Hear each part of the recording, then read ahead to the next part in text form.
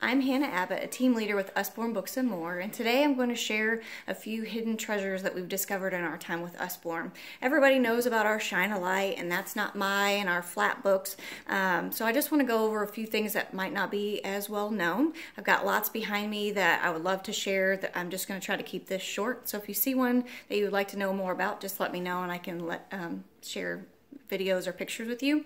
I'm just going to go over a few of the ones that I picked out.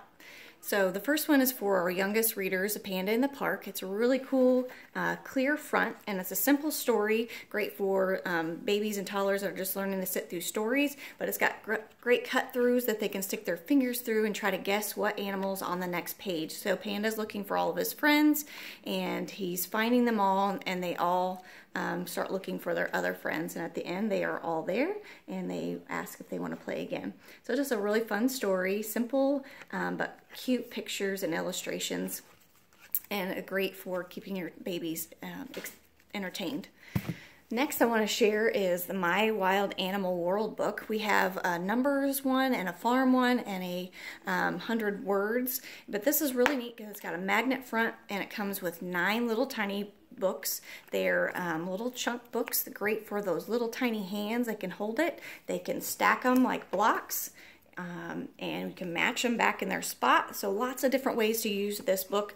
I love that it's also teaching them real information. So this is about penguins. So it says, I am a penguin. It says where they live. It says what their babies are called, and what they eat and what noise they make. So great for little ones learning new vocabulary and matching and stacking. So just a lot of activities you can do with this small set.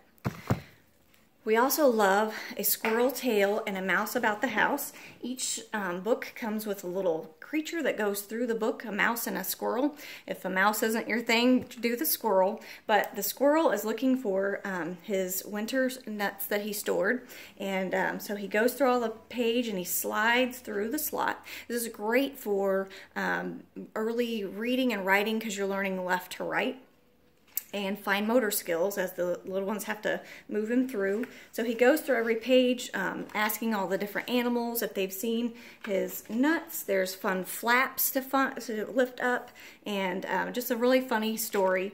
And he goes through and he's asking, he gets away from a fox and bats, and he just gets in all kinds of trouble trying to find his nuts. And the spider tries to warn him to not go into the hunter's cabin, but he ends up jumping out the window and into a leaf pile and into he finds his nuts. So he comes out the back of the story, and so it's just a lot of neat things for this one. Again, learning to read left to right and writing left to right, the fine motor skills, and just a fun story for any age kids. Even my 8 and 10-year-olds still love to read these books. And so there's a mouse and a squirrel. If you ever lose the mouse or a squirrel, it gives you the pattern on the back that you can cut out a new one in case you lose it. But the little pocket helps you keep them there. Next, I want to share our complete book of Farmyard Tales. This is a combined volume with 20 stories, and it comes with a CD so your kids can read along with it and follow in the story. It's written by Eric Cartwright, who puts a little yellow duck on every page. So it's fun to keep the kids engaged and for something to look for, but it's not too hard to find. You can see even when my son was 2, he could find the duck, so it wasn't overwhelming. But each story starts the same. This is Apple Tree Farm, and this is Mrs. Boots. So you can see at the top there's a simple line of text, and down at the bottom there's more text. So this is called our dual reader, and so when you have a beginning reader, they can read the first line, and the parent can read the bottom line. This grows with your child, so when your child has accomplished the top line, they can start reading the bottom line. But either the top or the bottom is a complete story all on its own, or you can read it all together. If you're in a rush for bedtime, you can just read the top. So this is just a really neat, different ways to use this book. Fun stories. It's got a ribbon so you can mark your spot. My kids just like to go through, and at night we'll just pick one to read. But this is just a great one to have on your shelf, especially when you're working on reading with your kids. And the same author has done a telling time book, which I love this one. It's board book, and it's great for helping them learn to tell time. So this is great for your preschoolers and even your young elementary if they're learning to tell time. But it talks about the hour hand and the minute hand, and it goes through the Boot family throughout the day at the different times. And so it's teaching what time is it now, and you move the clock throughout the day. And again, you find the little yellow duck on every page. So these are some great ones to add to your collection. And the last step I want to share is about our illustrated alphabet.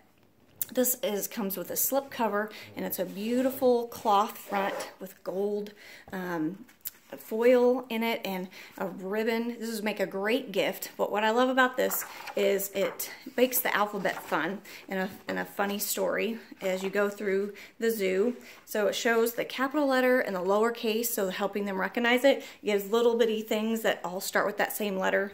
A is for alpaca. It was a bad day for the animals at the Alphabet Zoo, and it began when the alpacas ate all the apples. So the illustrations are really cute. You can spot different things that start with that letter, but each page has the letter that it is and a picture, and then fun things to spot in the picture. I love it. It gets great for new vocabulary like hullabaloo and vexed, and so we're able to expand kids' vocabulary. My kids love to read this one.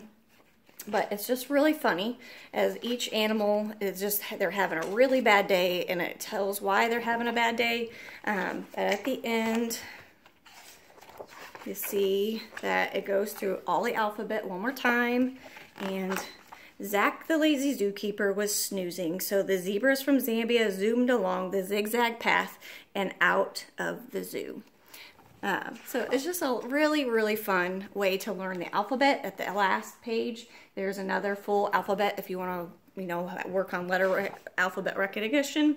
And at the back, it tells you different ways to use the book and different quick link where you can find different games and projects for them to help learn more learning for their alphabet.